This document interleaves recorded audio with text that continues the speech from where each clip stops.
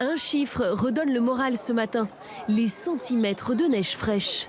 Une quinzaine à 2000 et puis normalement une trentaine pour demain matin. Donc, on va croiser les doigts. Croiser les doigts pour espérer rattraper un début de saison très difficile.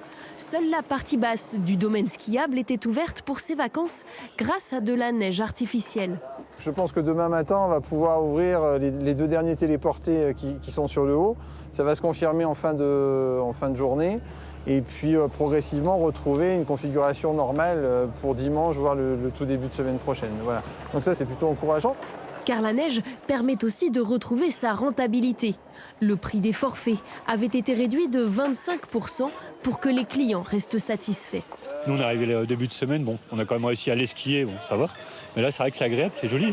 C'est notre dernier jour, donc on l'attendait vraiment avec impatience. Donc voilà, très heureux de pouvoir profiter une dernière journée avec une belle neige.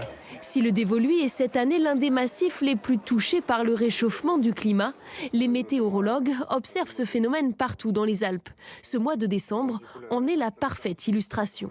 On a remarqué qu'il y avait une grosse différence d'enneigement entre la haute altitude.